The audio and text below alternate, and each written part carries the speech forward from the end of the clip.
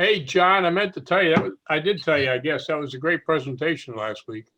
Oh, thank you very much. I love to give it. People like it. Yeah, I spent my year there. Did you get to travel around? I did a little bit, but not a whole lot. I took one out to Hoffman one time. I was responsible for all the maintenance at Hoffman and Rockville.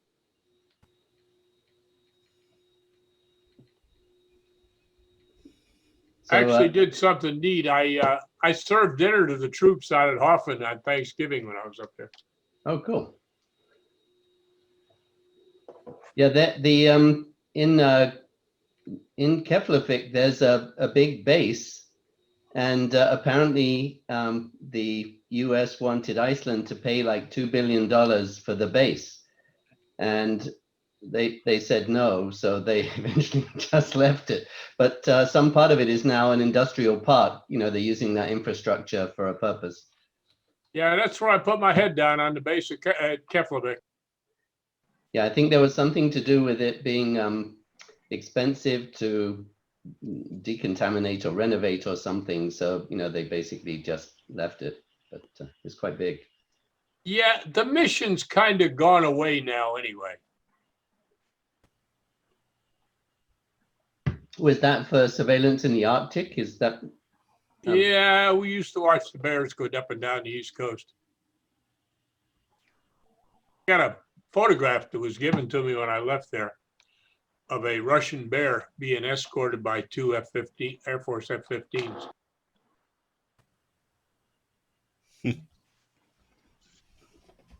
Kind of cool. It was taken from the tanker. Always knew when there was a bear in the area because two F-15s and a tanker and the AWACS used to launch. I see. The F-15s would escort them down to North America, but then they didn't have enough fuel to get back to Kef. Right. So they had to do an air refueling on the way back. Thank you. Well, morning, everyone. Morning, everybody. 12 o'clock, time to go to work. Time to go to work. So we are recording this. This is our CPP study break, and it's really designed to be discussion about the certified professional photographer. Whether you're just declared or you've recertify, or if you're a liaison, if you have any questions, it's designed to be a question and answer period. And with that, I will open it up, see if anybody has any questions that we might start out with. And then I did post a question. I'll put it in the chat here in a minute, as soon as we got everybody, because those that join late won't be able to get the chat. So I'll open it up. Anybody have any questions?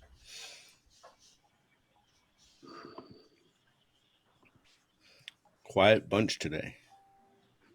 Oh, I have a question. I was trying to look it up this morning, but it has to deal with bounce flash. Is there going to be any questions that will deal with bouncing something off a ceiling, but you need to do an equivalent exposure?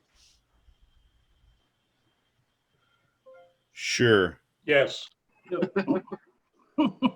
I was trying to go through that this morning. It's been on my mind for a couple of days, and I was like, I need to look that up. So I'd like to hear the liaisons tell us how we should bounce flash off the cloud cover outside. Off of cloud cover.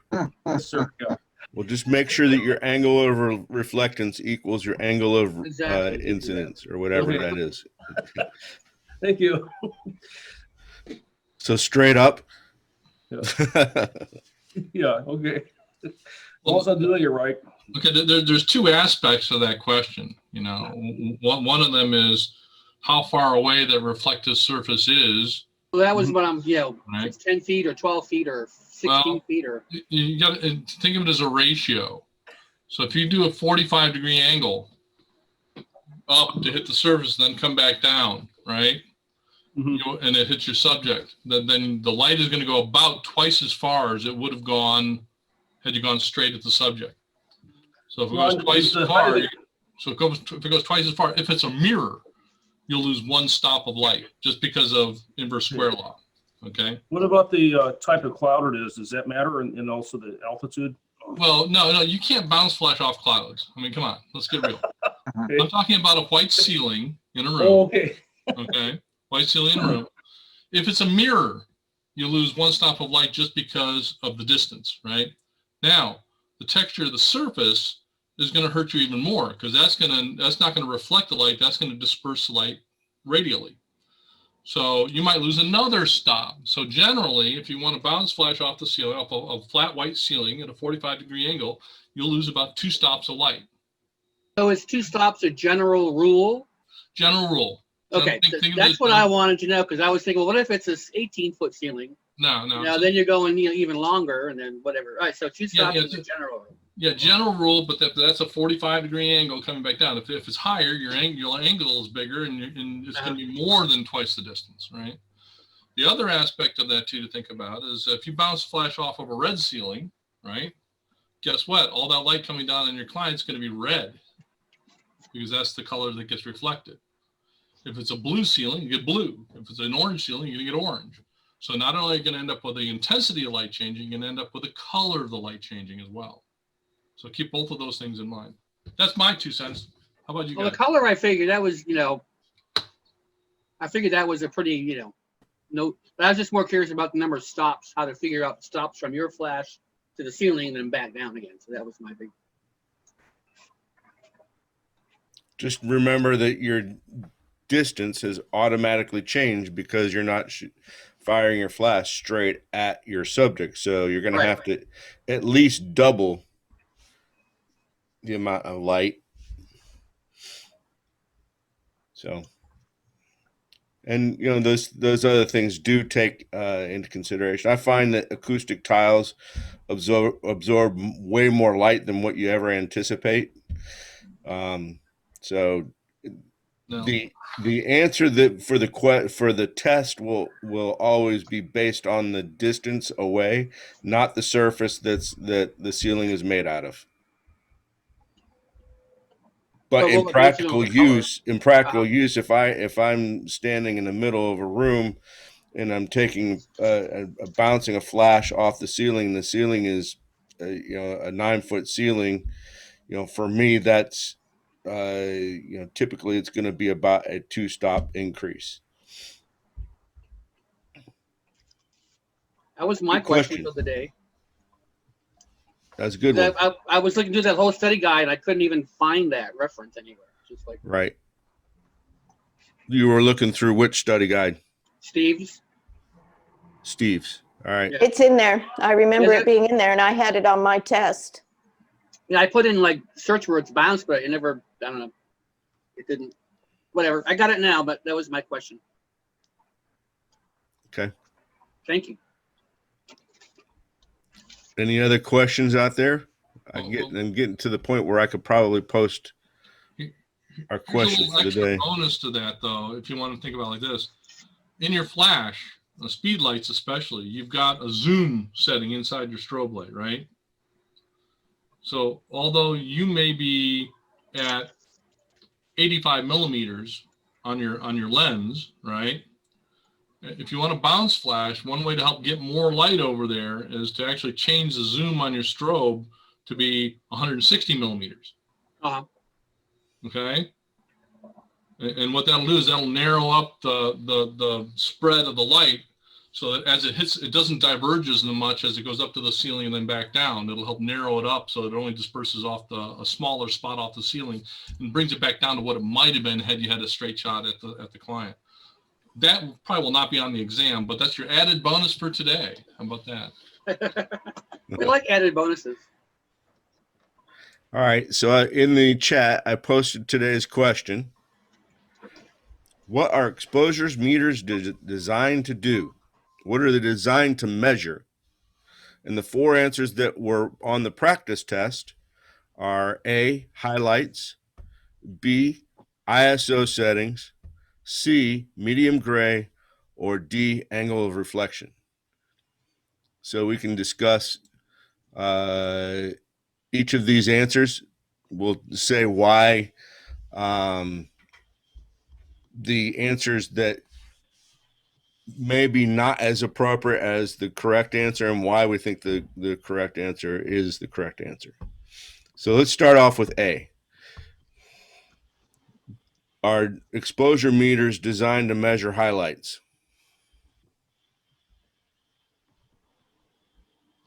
It'll measure it, but it's still looking for medium gray no matter what you point it at. Correct. So is a highlight generally going to be medium gray? No, it's usually about 2 stops over. So that would not, that's why highlights would not be correct. ISO settings. You need to put the ISO setting in the meter to get the correct meter reading. So that wouldn't be it. At least for me. Anybody disagree? Nope.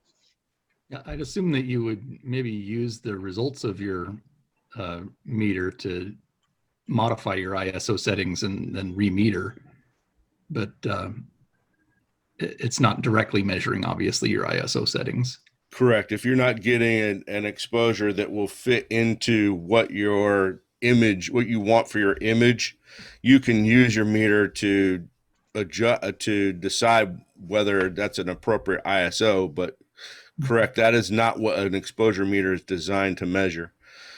C is medium gray or 18% gray, which is what I was taught back in the 80s. Now, why are they calling it medium gray? I expected to see 18% gray, but okay.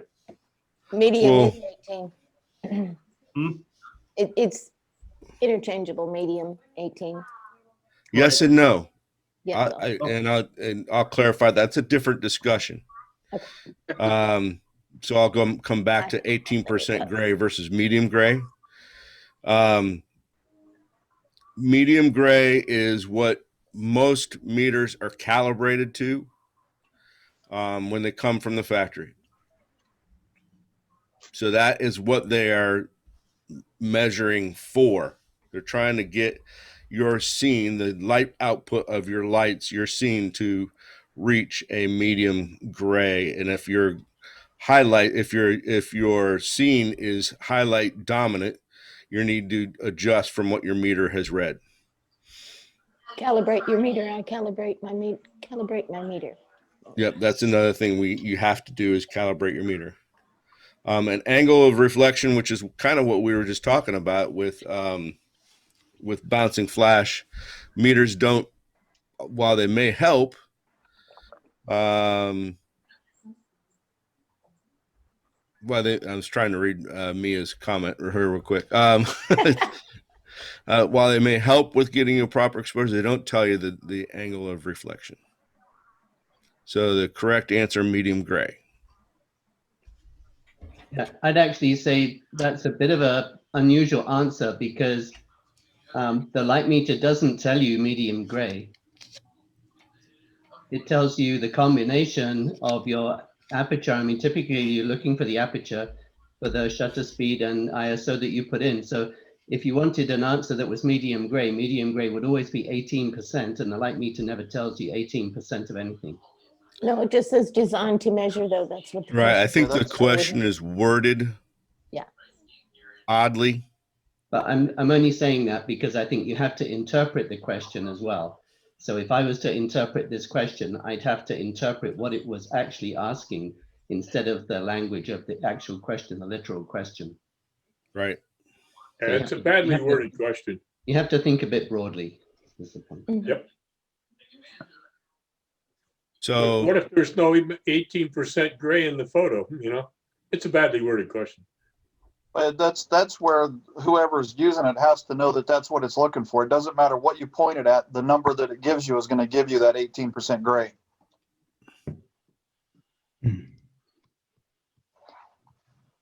Just to be clear, in my mind, 18% gray refers to 18% of the light is reflected off the surface. Is that correct? Yep. In the direction of the sensor. Right.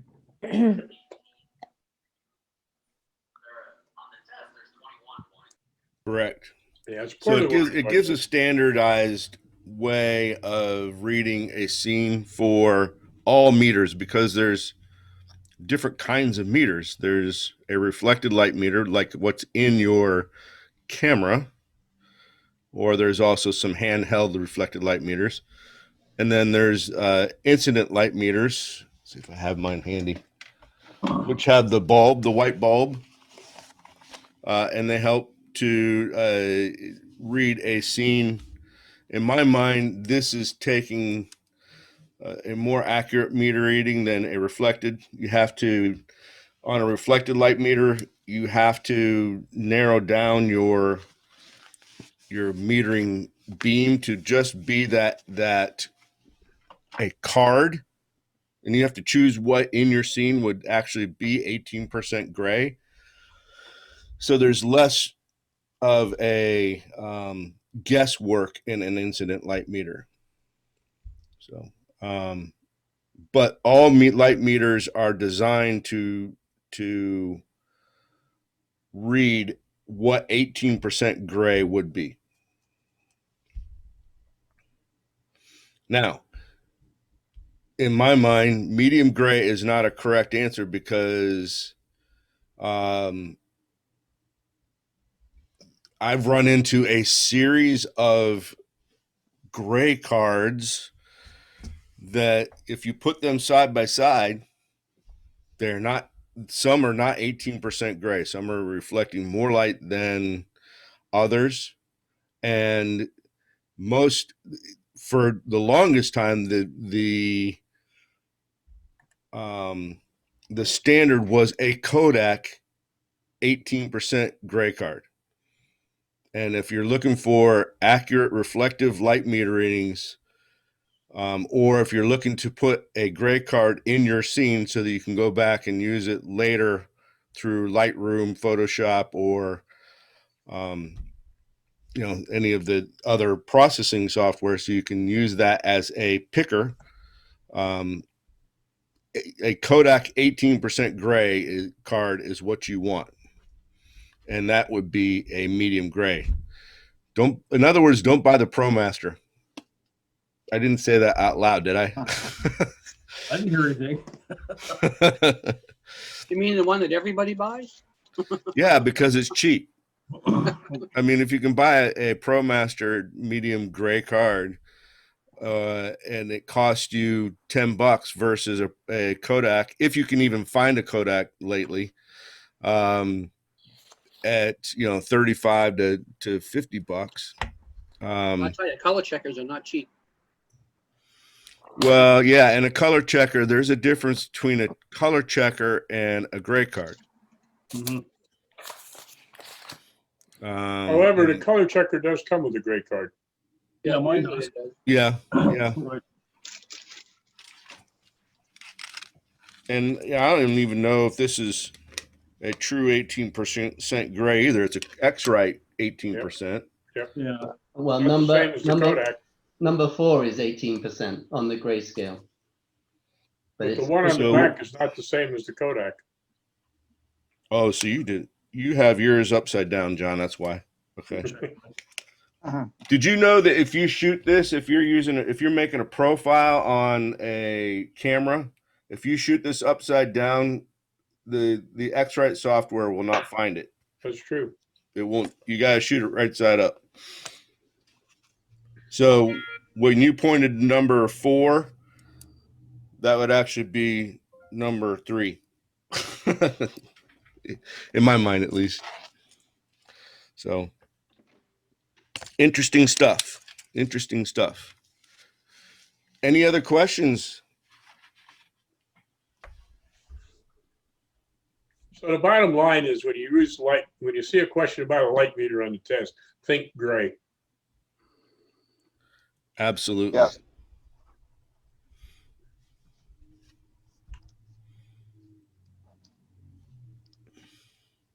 Welcome, Mary Kent. How are you? Good. How are you all? Good. Nice Mary always comes with some good questions. Well, I just wanted first, before we start, I know you all started earlier, but I didn't realize, I forgot. And then I was at Whole Foods getting a hot chocolate and I was like, oh, I have a meeting.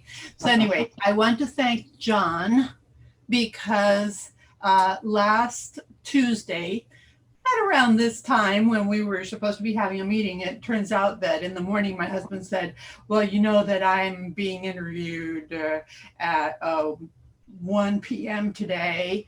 And then I said, well, let's get that camera going, you know, the Nikon Z6 as your camera. And he said, yeah, let's do it.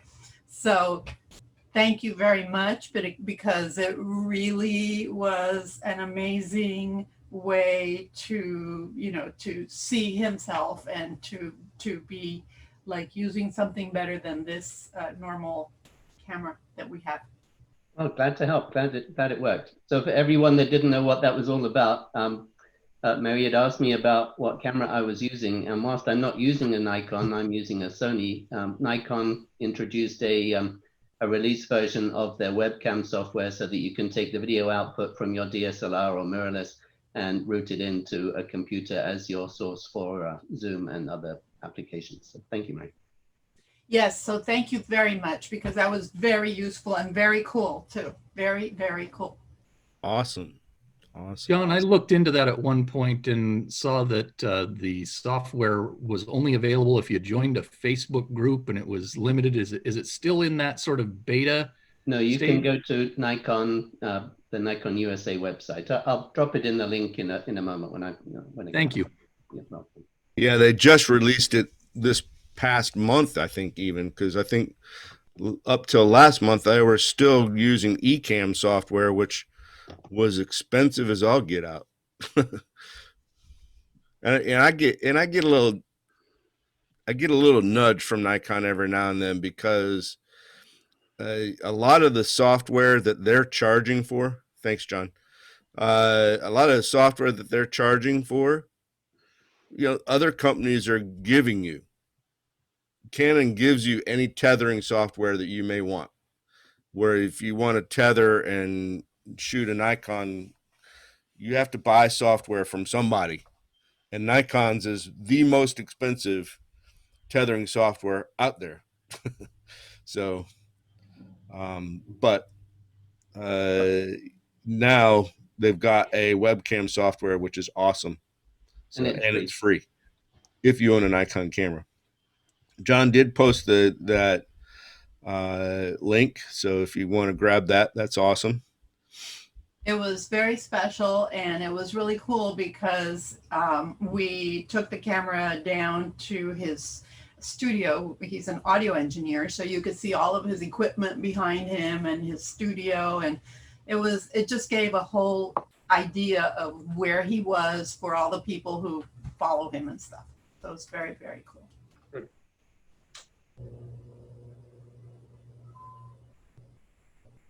Good. Any questions for the group or from the group? I had questions and I can't remember what they were because I've been flaking out this past 2 weeks. Too much stuff to do, and I have to find my stuff. But you all, please go ahead.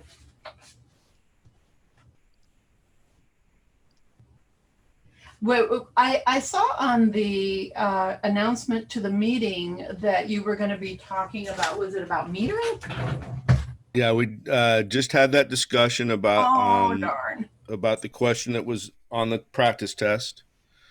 Did you understand the question? Well, I wish, let me see if I see it. Okay. I can what are repost exposure it. meters designed to measure highlights? It depends on the kind of exposure meter you have. Let me see. Not ISO, no, not highlights. I guess they all measure medium gray. Am I right or wrong? That is correct. Yay! Or that is the synopsis of what our answer was. Okay, I have to now find my, okay, there. Let's see if I can get to the window. Anybody else have a question while Mary's looking up hers? Make sure everybody knows dome up, dome down, that kind of thing too, and spot metering and things like that might be useful. Yeah, we could talk a little bit about meters.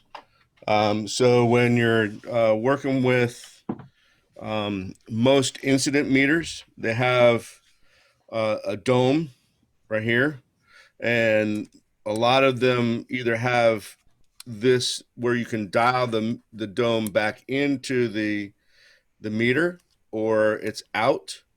Or some have a actual disc that you can remove, and you can put a flat disc on there. The one that Steve is working with right there does not have a flat disc with it. When you have the dome recessed into the meter, or you have a flat disc on there, there's some specific purposes for that. The original way I learned that was if you're doing any type of copy work or flat work where your scene is very flat and narrow, then you would use the flat disc or the dome recessed. However, if you look on the Seconic website, they also say that with that dome recessed, it's also narrowing the field of how that meter is reading. So if you want to, it'd be just like if you were to turn off a light or turn down a light. When you're metering, you can actually get it more directional to your lights. So it blocks out if I'm metering for my main light, I would meter towards the main light with the dome recessed, and that's going to block out my fill light.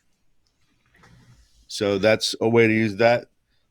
Spot meters, like for this particular meter, they have a spot meter attachment that you can buy. It's about $150, and it narrows the field of metering down to about 5 degrees. Is that a spot attachment there, Mia? Oh, it's a flat disc attachment. Yep. Or you can get a meter with it already built in for 1 degree. Right. So then you're shooting 1 degree only? Or Yes. you're metering, that has to be very exact. I mean, if you're only metering 1 degree of a whole image. Right. Yes. It only cost you $650. Right. Yeah. But if you were to take the $350 that this costs and add $150 to it, so it kind of depends on what you want to invest in it. Now be very careful, because if you look at Jamie's videos on the technical image eval, when he uses the meter, he does everything with dome out. Correct. Okay. I disagree with it, but he does everything with dome out. Let's just say that Jamie and I have totally different metering techniques.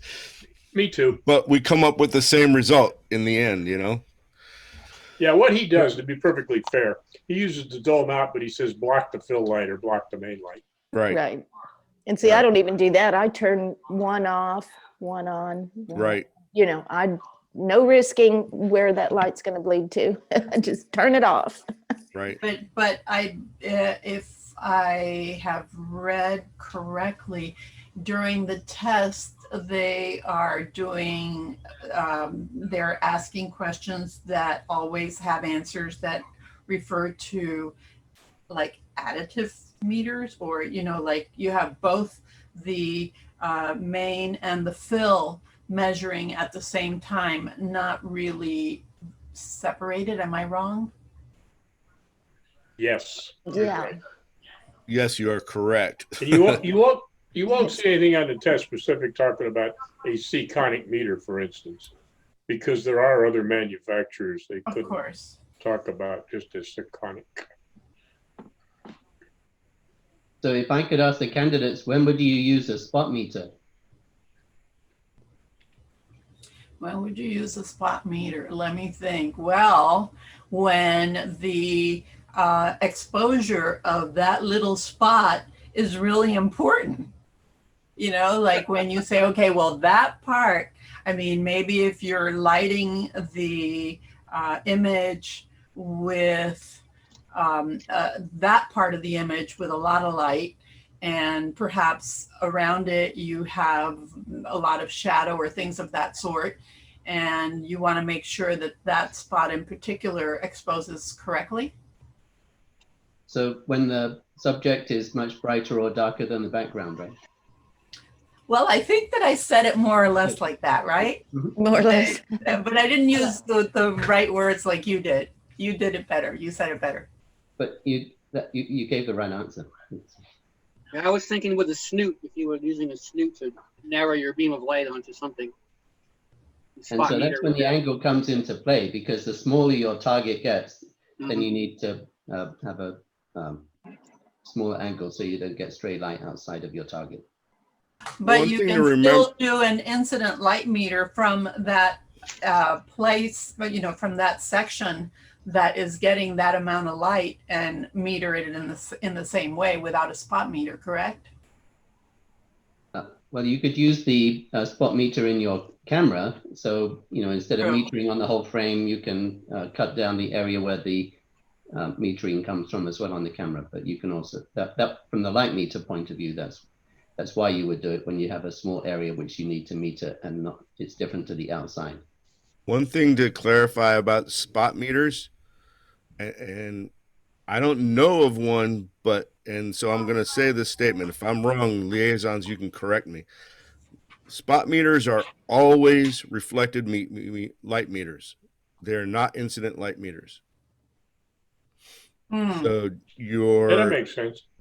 Yeah. As far as I know, it's always been. So if you're metering, you're not going to be metering. Well, you could do yours with your spot meter with an 18% gray when you're using a flash meter, right? Skip. Yes. Yeah, so you could use it. You could use it as a flash meter that way. I don't know as I would, but yes. Yeah, right. Exactly. So, but most spot meters are not designed to be used as a flash meter. No. Right. I don't know how you do it, really. Yeah. Right. There's just a couple clarification pieces about spot meters. They're not supposed to be a flash meter. Then are you saying that it is a what do you call it? Not flash, but what other kind of light do you have? You ambient know, like light meter. Ambient or things of that sort. So it's mostly for ambient. I would step in here and say that I have used spot meters with flash plenty of times, and they are fantastic for checking ratios, highlights to shadows. How would you do that? You mean you point it directly into the flash? What you do is, no, you don't point it at the flash. It's still a reflective meter. So what you do, now you're not going to get your proper exposure, but what you will, unless you're shooting something 18% gray, but it will tell you an accurate ratio between a small highlight and small shadow area. But I use them all the time. So if I was metering, say, off of for a portrait, and I've got a highlight side and I've got a shadow side, I meter off of the highlight side, get that reflected light meter, correct, and then trying to figure out what that would look like, that exposure would look like. Well, for situations like that, I would probably also use it with the gray card just so that you're being consistent. But, and so it's great for telling you your ratios. You meter the highlight, you meter the shadow, and you look at the difference. Actually, no, that one I'll do even without the gray card. But what you're looking at is the difference between those two values. And you're going to say, okay, is this 5 stops variation? Is it printable? Am I going 8 stops variation? So am I going super low key? You know, it helps you tell what that ratio is going to look like once you're printing it or not.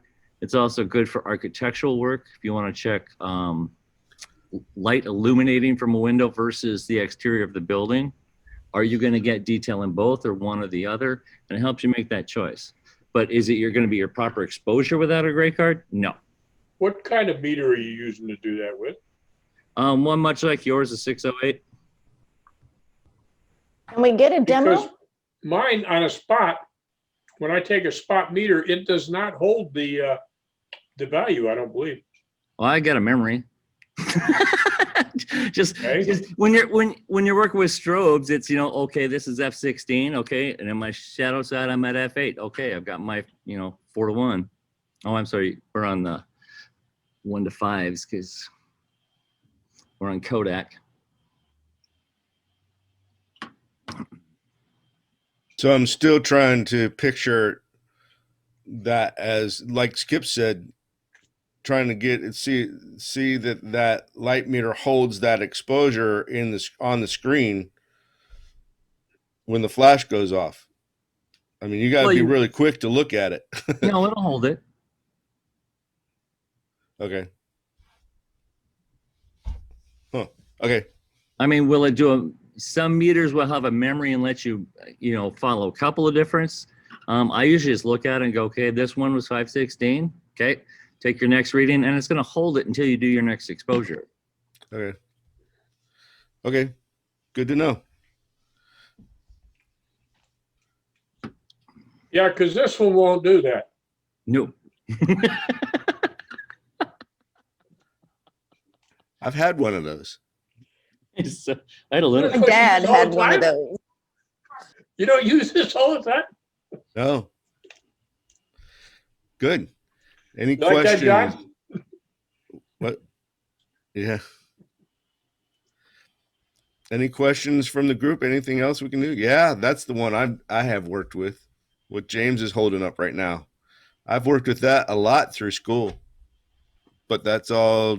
Which one is that? The Sekonic. It's the original Sekonic. Oh yeah, yeah, yeah. I don't have one of those. I don't even think that one takes a battery. It's awesome. Yeah, this one does. Takes a battery.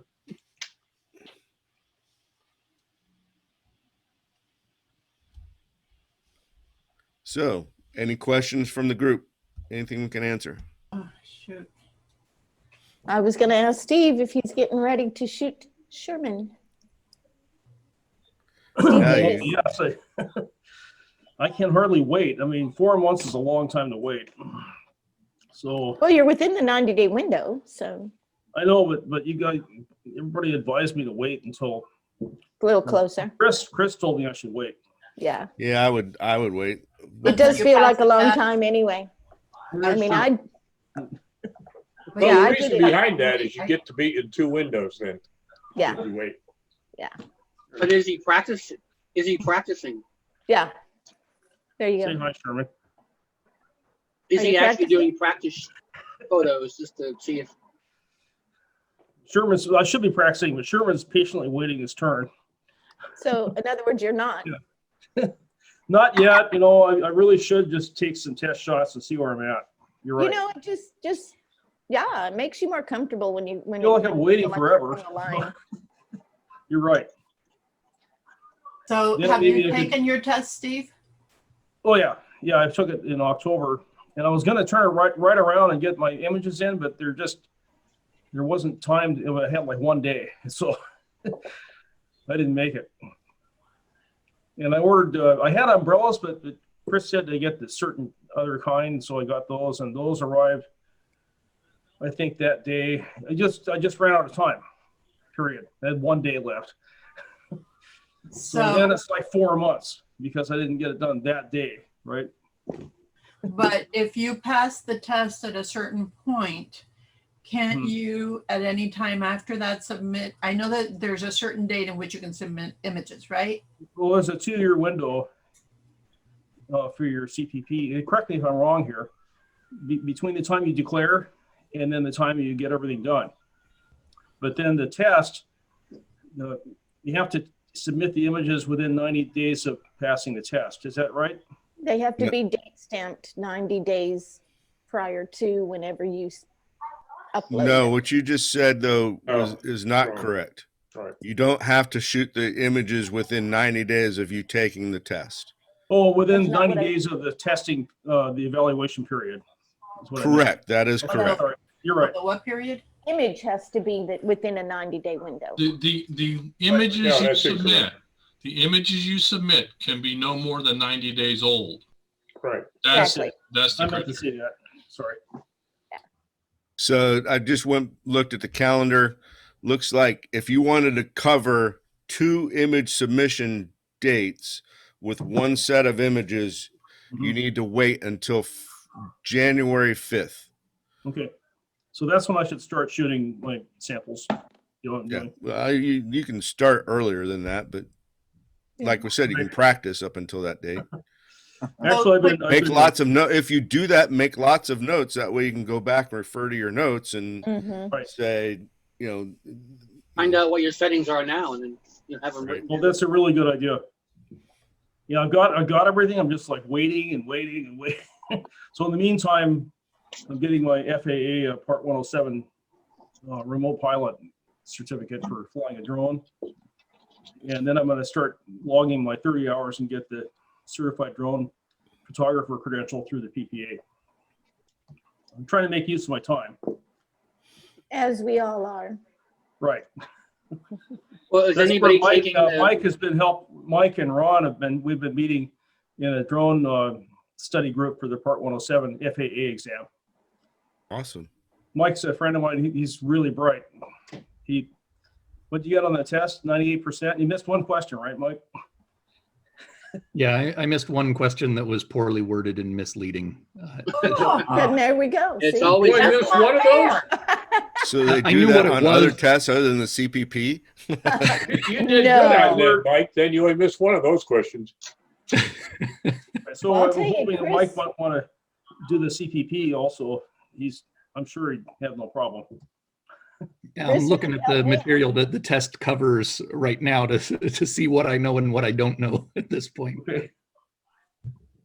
if anyone was going to take the class in January, one of them's already sold out.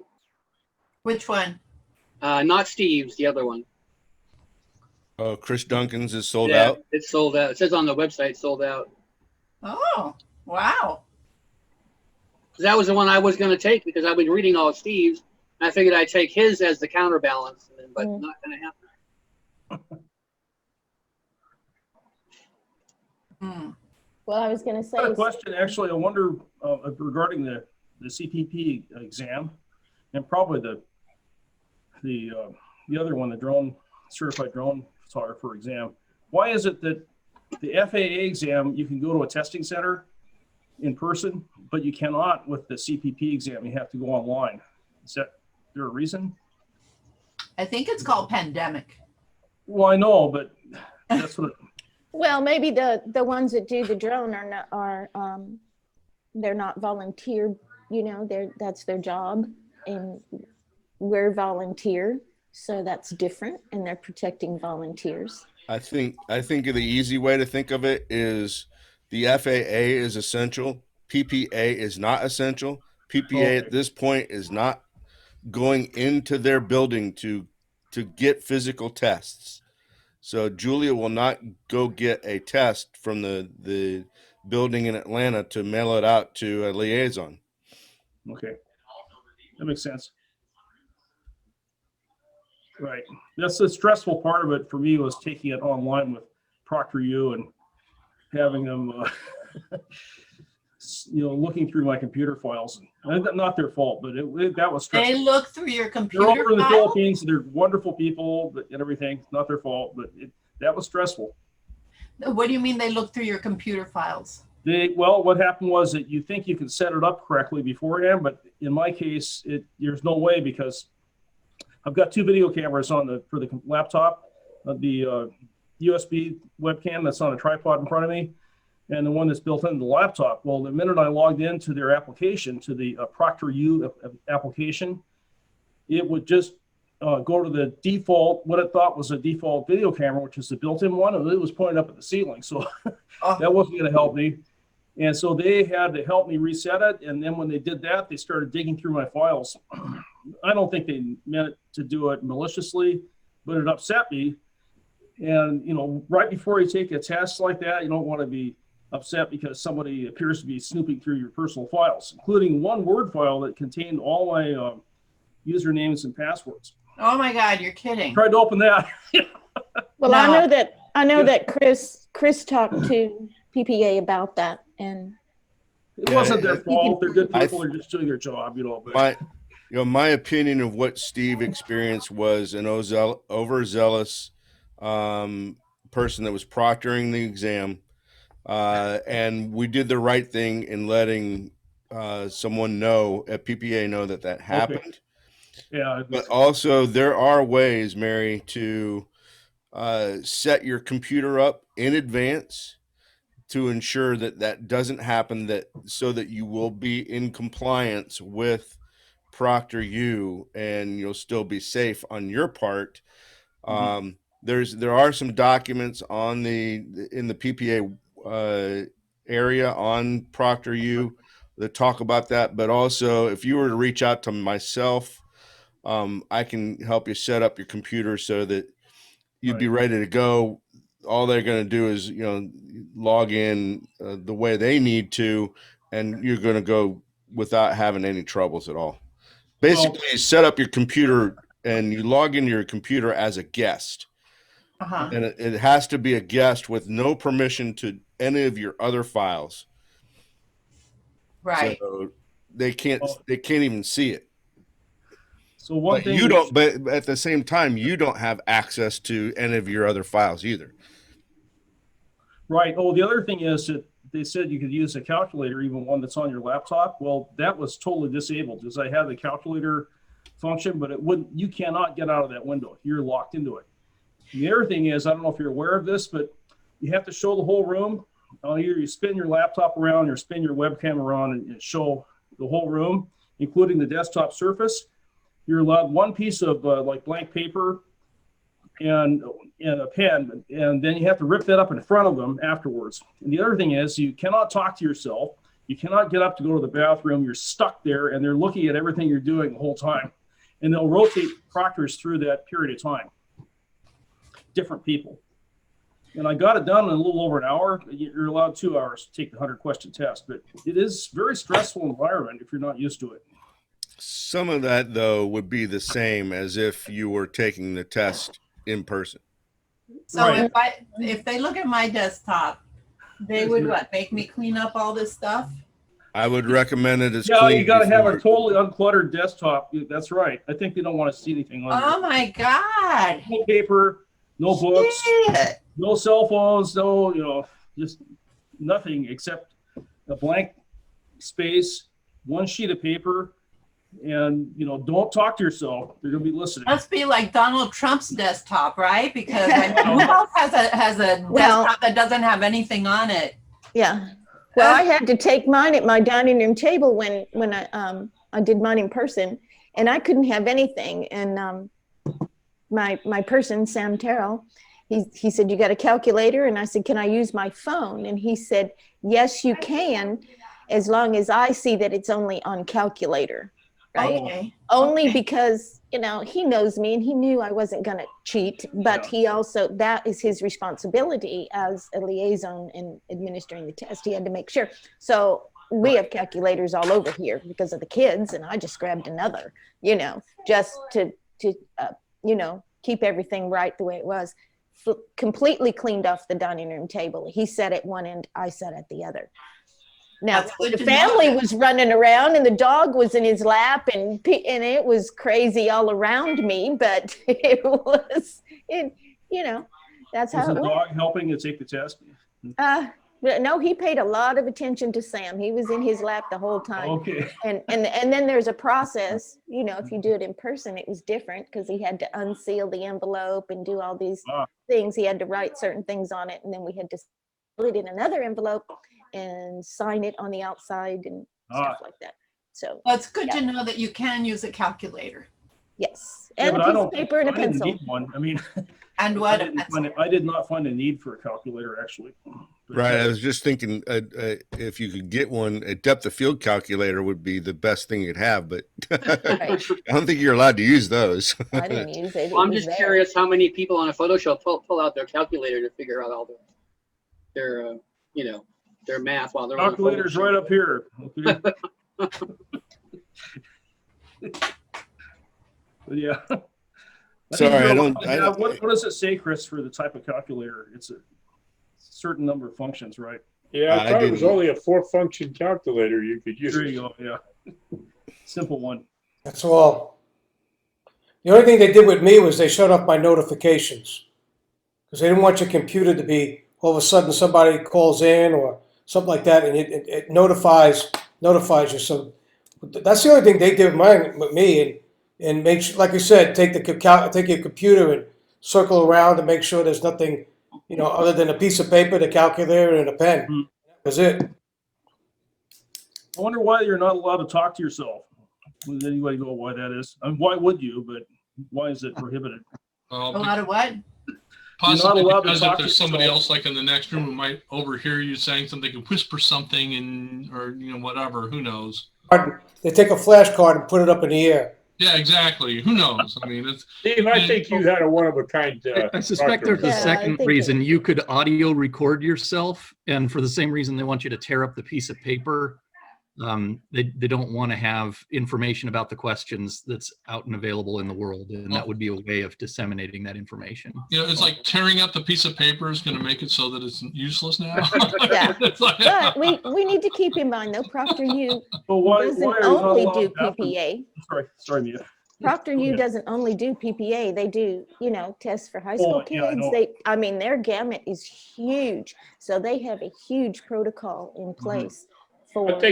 I think Steve had a one-of-a-kind proctor. So, Yeah, me too. Michael, did you have all that problem? Michael, They took over my computer, but only because they wanted to shut off the notification and make sure that the test was going to be able to get on my laptop.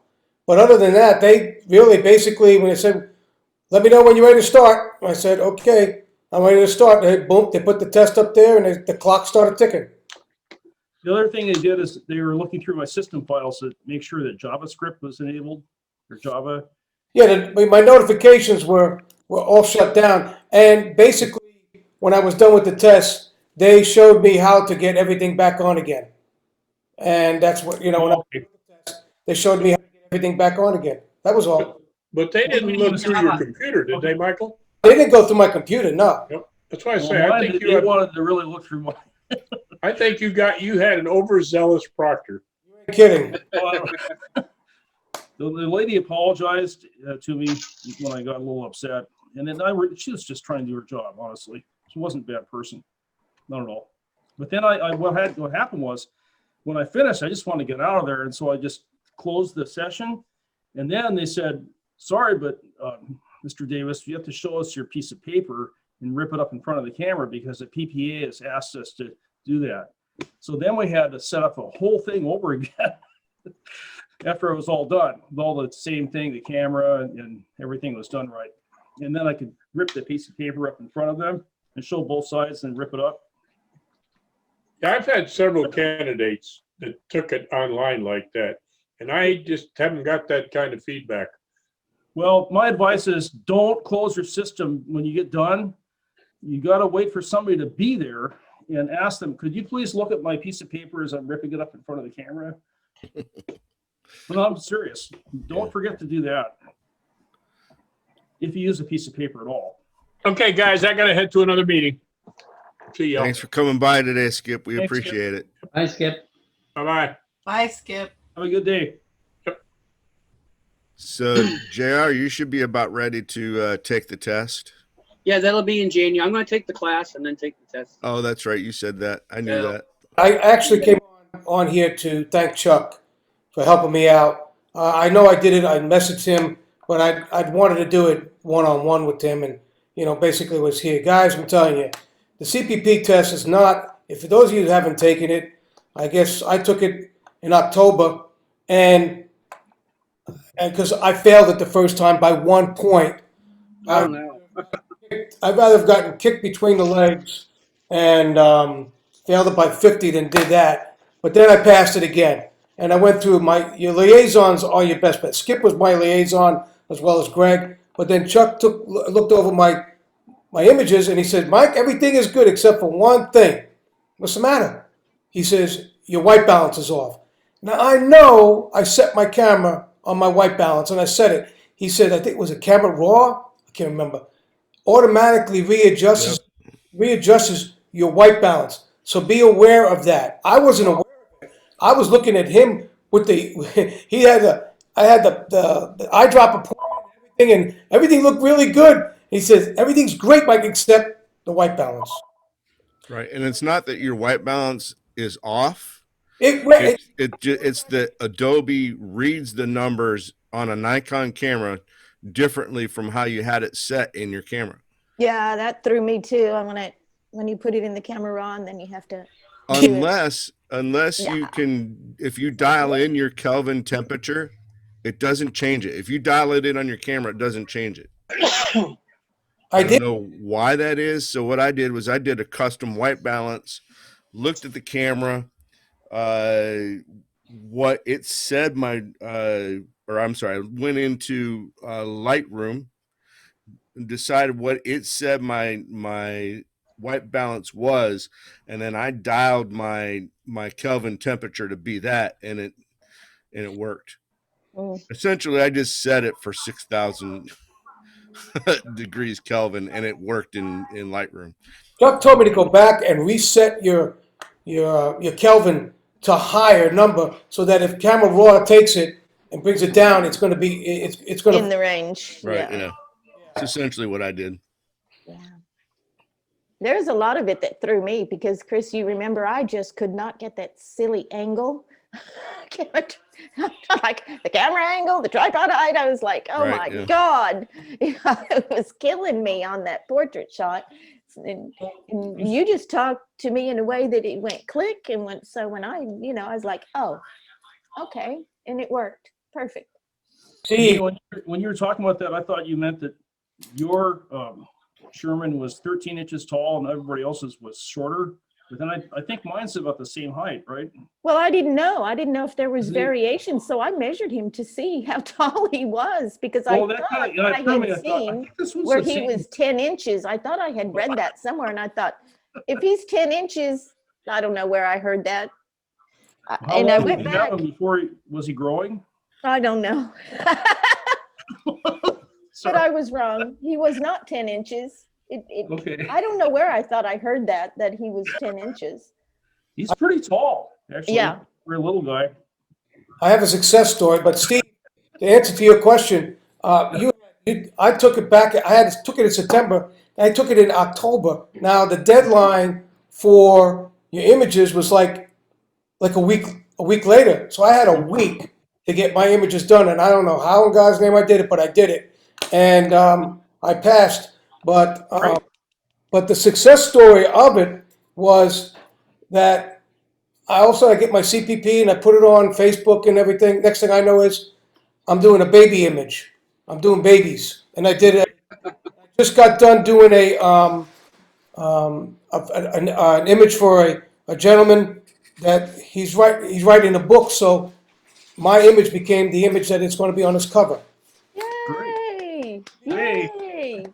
That's a success story. Well, I love the Sherman picture on the Facebook page in the microwave. That was really cute. I love to see all of us do a creative Sherman shot. That'd be kind of funny. You can rotate them out on the Facebook page. I have a few of those. Well, my friend who I passed with, he put Sherman on the toilet. Now don't be. Well, that's the thing. I had heard so much for so long about Sherman being such an evil character, Yeah. And when I did mine, I kept looking at it going, there's not a thing wrong with him. It's in between my ears that's having a problem.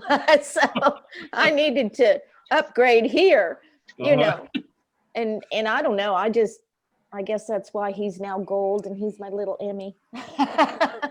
You turned him gold? He's gold.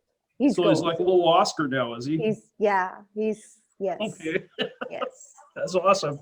He's going to join me in the studio whenever I have a shot, because he's always going to be with you, because you start thinking about that exact, like, okay, there we go. That's really neat. Yeah, I was a little nervous when I went to hit that submit button. I was like, All right, do I have this or I don't have it? Right? Oh, and it, boom, I hit it. I said, that's it. No turning back now. Well, Pretty much and I it. had 2 sessions with Chuck when I did mine. The Oh. first time I was like off base and not much, but enough.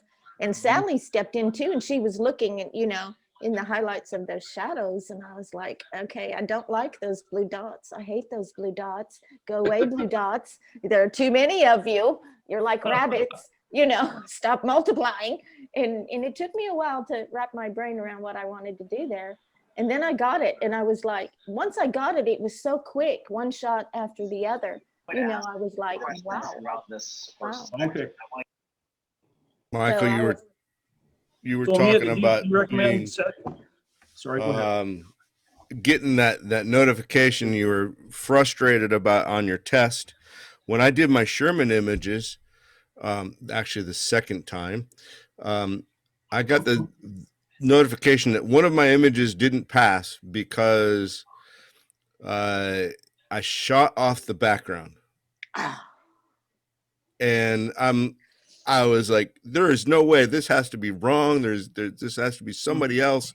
There's something wrong. Sure enough, there was a piece of, we're talking, it couldn't have been more than 2 millimeters where I'd missed the background. And if you're shooting with a camera that you only get 90% viewfinder, you don't have 100%, it's easy to miss that type of thing. So having, that's a good reason to have somebody like our CPP image reviews, have someone review your images, because that would be something that somebody else, by that time I was totally vested in my images and I loved them. And I was like, there can't be anything wrong with these. There's no way. And to have, 4 more sets of eyes on those, that would have been awesome. So. Can I clarify one point, Chris, and with the other people who've been through this? Did everybody, I have to go through the specifications again, but isn't it 55? There's a range of the Kelvin temperature that your white balance is supposed to be set at. Is that correct? That is Like correct. 5,500 or something? Well, 5,000 to 6,000. Yeah. Right. Okay. So did everybody else use this Kelvin temperature setting for their, or did they use a different way to do it? I did 5.5. So I did Kelvin. You dialed yours in? Supposed to Sherman. Mine in, yeah. No, sorry. Well, I left it on auto and it stayed in there, but I used a Canon camera. And you're using Nikon, right, Steve? No, I have a Fuji. Fuji Okay. camera. Oh, that's right. Yeah. Right. Fuji. Well, just check your metadata in your camera raw file and see where it falls out, and then you'll get a feeling for where your camera, how it works. Yeah, it could be brand dependent then, maybe. Tom just put something in the chat, and he's exactly correct. We need to clarify it. It's only for it's only for the strobe set. Yeah, I'm using Gotta strobe. watch. Yeah, I'm using strobe. Okay. yeah, I was assuming strobe, and I guess we shouldn't assume. Yeah, I do want to get this done. Has anybody This is ever why we done it say natural play. light? Has anyone ever done natural light on this? I've worked somebody through it. I haven't done one myself, but I've walked someone through it. And how long do you think that takes? If you're waiting for sunshine, you won't Depends get on the in weather. Yeah, you won't get in the Pacific Northwest very often. Well, that's not a bad question, Mia, though, because it's only 3 pictures, but when you go through and you get everything set up all just right, and then you go take some pictures, you find out that they aren't exactly what you want, you go retake them. You're going to spend 5-6 hours, maybe even. We can go back and forth. So this is not, if it takes you longer than an hour, don't get disheartened. That's part of the process. Exactly. Good point, Mia. Yeah. I got to admit, I shot one time, looked at it, and had something else I had to do, went back, shot it again. I must have shot about 4 or 5 times, and I would say in the course of about 3 or 4 days doing that, just getting it right. And when Chuck saw it, and I went, oh, I got to do it one more. And that's how I was exactly. Well, and the thing is how you shoot these. Like a lot of times there's people have problems like with the shadows getting too dark underneath by the marker. And you as a photographer need to know, you need to manage that. Okay, they've given you requirements you have to meet, but that does not mean that's all you can do. You can do other stuff too. Okay. Exactly. Remember this. If you got dark shadows down in that little area, there's nothing that says you can't take an 8.5 by 11 piece of paper, hold it out of frame, and reflect just a little bit more of that main light back down in that corner. There's nothing that says you can't do that. Okay. So be creative. You know, you have to meet the requirements, but you can go beyond if you want to. Yes. With my Nikon, I was having problems with white balance because with my Nikon, it kept on coming up at 6,500. So one of the ways you can deal with that, okay, is you can gel your strobes. So if I gel my strobes and then shot it, I could bring the temperature down into that 5,000 to 6,000 range. And this is a known problem from Nikon. It's a known problem by Adobe RAW. So it's not anything wrong with the camera, okay? It's the system. Hanging those strips or using a gel on your strobe is not outside the scope of what you can do. You need, as a photographer and understanding how it all works, you need to pull it together to make it, to meet the need of the client. That's helpful. Yeah, it is. And that's why we say, Steve, to just start playing, because you're gonna fall into a really good natural spot and be less tense and all of that when you actually do the 3 that you feel are going to be submittable. Thank you. Yeah, I do want to start. It's frustrating you have to wait so long. It's not long because I'm the kind of person when I make up my mind I'm going to do something, I get it done. Yeah. So I'm project oriented. Go ahead, sorry. There's holiday and then there's imaging, and they're really working hard on this imaging thing. And so it, got to. It's okay because I'm still learning and I'm still progressing. So it's just one of the steps. Patience. Are correct. It is a process. See, and my experience was much like Michael's, because I spent a few days and then I put it down for 4 days. I just left it set up and I just walked by Sherman and say, "You're not going to beat me, dude. I'm going to get this. I'm just not ready. I'm just not ready." Wait a minute. And on that fourth day, it just. I set mine up and anybody that walked in my house, you are not allowed in that room. That's exactly. That's what I was going to breathe. I was going to say that one of the things I recommend is to make sure that you've got several days set aside where you can leave the setup in place. And if you get frustrated or it's not working or you're busy, you can come back to it. So Steve, if you can leave it, you can do it now and leave it set up until January and then take your photos in January. I mean, that way you know you've got it dialed in and you can just come back and reshoot. So John, it's not like Night at the Museum where you might be wandering around at night. No, it's not. You need to. No. Yes. No. But I did also take. Oh. You're going to find out that's, you got to set up right. You think you got to set up right. And one of your your grayscale papers is shifted just so many nano inches. And you're like, do you want to tear that little wooden thing apart, Well, so I'm wondering if they move around at night, Oh, let me tell you something. I had my my level out to make sure everything was perfect. I mean, I went nuts. I thought my son thought his dad lost his mind or what, And I'm setting everything up and making sure 46 inches. I even went back in, even though I left it for a while. I went back in and remeasured everything. Yeah, I did too. Just be on the safe side. 99 inches one way, 40 some odd inches the other way, and it's like, who came up with these numbers? And the umbrella, I haven't used that umbrella since then. You will. Yeah, you will. You'll find that you'll actually kind of like it. I like mine. Yeah. I actually use it in the baby shoot. Well, it's a nice shot there, Ron, in your background. Steve, Beautiful. I like that one. Steve, I was going to tell you that Chuck suggested gluing a penny on the bottom of the ball. Oh, yeah. And I did. Okay. Keep a penny on the bottom of the ball. Glue the penny on the bottom of the ball. Hot glue. Okay. Just a dot. And get your crayons so that it doesn't together move so that they don't move around. Yep. Words up. Make them all. What about really a certain order? The crayon color? Does that follow? I used Sherman picture, and I did it exactly what is showing on the sample photos. Yeah. Okay.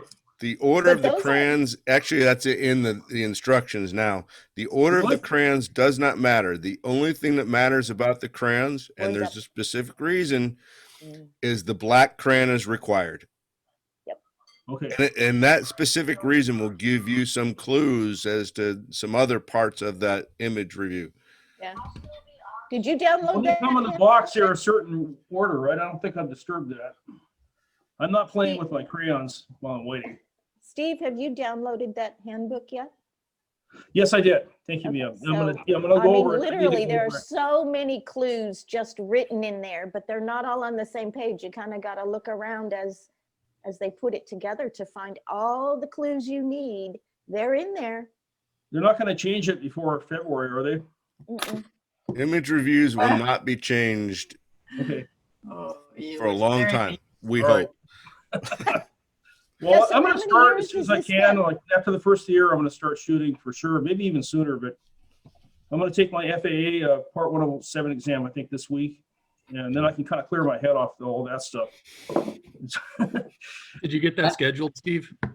No, not yet. I should have done it yesterday, but I didn't. So if I can't get in this week, I'll get it next week. So Taking Mike, off, John. I have to leave. Bye, Hey, everyone. Roy, Thanks, Bye, John. John. Mike, So thank you. I will Question say for this Mike. about the Sherman, the parts of the Sherman, the pieces. Right. That ball makes a great cat toy. Okay. So if you leave it set up, you got to make sure that you know where that ball is supposed to go, because it'll end up in the other room. Yeah. Does he have to? I'm kind of worried about playing around them too much. He might get loose or something.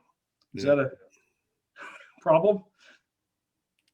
Sherman No, posture. because they require Sherman's just to have his arms down and his feet at a normal. So I mean, he's kind of at a natural neutral position. Right. Anyway. Yes, but in those images too, in image 2 and 3, you can see his feet. You got to be able to see his feet poking out. So I had to put mine a little further to the front so you could capture that beyond his little chest. feet. Yeah. Okay. So he's kind of floating in space on his little platform here. Well, as soon as I'm going to look through that, Mia, and I will start. I'm going to set it up just for the heck of it and see what I can get. Do that. You'll Yeah, be a even lot though more it's too comfortable. early. That's Because I'm for just, sure. I just want to get things done. I mean, you know how it is, right? And that's Everybody- where people make careless mistakes. You get in a hurry. You don't want to make a careless mistake. No. You're right. So when I get that, maybe I'll reach out to you and have you take a look at them, or one of the other liaisons. We Maybe can do all. that. We can do that. Yeah, please We're here help. for. Please help. Steve needs Well, I help, will say, as we all Sally know. helped me a lot because my paper was gifted. My whole kit was gifted to me. And Mhm. my paper was starting to get a little, Wonky.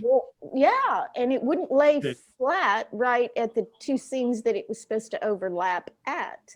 It Mhm. had a little, and I said, this is just not going to work. They're not going to accept this. This is trash. No Mhm. matter how good everything else is, that piece. And Sally said, don't stress over it. That's not what if you look at what they're evaluating, that way right there is not part of it. Right. So I just threw caution to the wind and said, you know what? When I click that button, there you go. They're either going to like it or they're not. Got to make a decision at some point. There's nothing more I can do to this. It fits within every parameter they decided to say. Go for it. Because the worst that can happen is that I got to do it again. And how much did I learn in doing it the first time? So, You're right. And Hey guys, I'm gonna have to bail off too. Okay, Tom. Yeah, we're getting ready Take care, towards man. the end here. What's that house in your background? Is that the Yeah, I know, I like Bates it. Motel? Is that the Bates Bad Motel? Manor at the Minnesota Renaissance. What is it? Bad Manor at the Minnesota Renaissance Festival. Awesome. Oh, it's pretty awesome looking. I was wondering what it was. Okay, Bad Manor. Tweaked it a little bit, but That's pretty neat. Yeah, like cool. All right, and then Okay. if you guys have questions, the candidates ask. That's what we're here for. So Yep. please ask. Okay. All right. Bye, guys. Okay. Thanks, guys. Next week. Thank you. Are we And meeting I next had week? One last question. I had a question for Michael. Another curiosity. What camera are you using to zoom with? You talking to me? No, I'm talking to Michael Ard. Okay, Michael Art. Yeah, because you have one of the nicer images on here. Everybody else is kind of blurry or overexposed or underexposed, and yours looks I'm pretty overexposed. Such a critic. Such a critic. Secret. Right.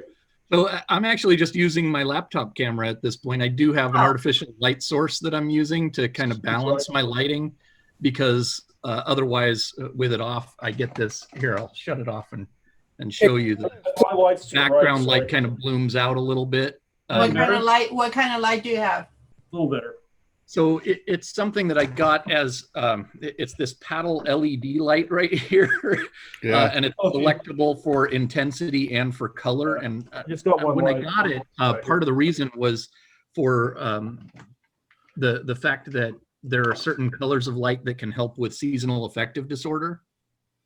And so being able to vary the color and the intensity of the light has turned out to be valuable for multiple things. Fabulous. Where are you from? It looks great. Portland area. Oh Portland, yeah, Oregon. see, there we are. We And are you on a Mac or a PC? This is actually a Microsoft Surface Pro. Oh, okay. So here's one of the things, because I've been trying to get my lights even close with this crappy webcam that I have. One of the things I read about was affecting my picture, and I'm looking around. Probably Steve is probably kind of in the same boat. Your screen brightness affects your picture. Yeah, I've got this huge monitor in front of me, 43-inch TV monitor. Right. So I have to turn my brightness on my screen way down to get even close to good exposure. I mean, it's a great. I'm a little bit, yeah, Chris, there's another thing I should say. I'm a little bit lazy about this because I actually worked this out a couple of years ago. What you want is you want a whole lot of light, and then it's pretty more even. In other words, it's not going to throw it off with the monitor changing so much. You want to overpower your lights in this situation. Yeah, makes sense. Well, before I had 5 lights, I had 2 soft boxes lighting the background. I had a much bigger background, and I used a green screen. Now I've got a black one. Actually, I had white, which you can use. Depends on what color you want to set your chroma key to. And so I had the background lit so I could get a separation between the subject and the background. Okay, and distance also. And then I had 2 LED lights on light stands and kind of 45-degree in front of me, and then one on a boom that was doing hair light above me. But it just takes up a lot of space, so I broke it down to just one light in the monitor. I know it's not ideal. And then I have a little reading light for a hair light, which is ineffective. It's not powerful enough. Yep. So yeah, I mean there's a lot of stuff that goes into it. Quality of webcam. If you're using a DSLR, that can help. Right. I guess what I'm trying to say is overpower your lights. Have lots of light is better than not enough. And then your screen, when it's changing intensity, for your brightness, it's not going to affect it as much because it won't be as big of a factor. Right. And then separate your background. Have your background separately lit from the subject, which is you, probably. And I was able to walk around and do my speaking and everything without, pretty evenly lit. But it takes a lot more room and more everything.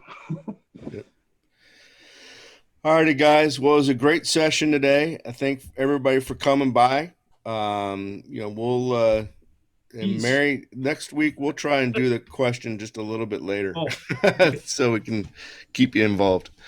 Thank you very much, guys. Have a great week. Oh, wait a minute. Is next week is our last week before we'll take a couple of weeks break for the holidays.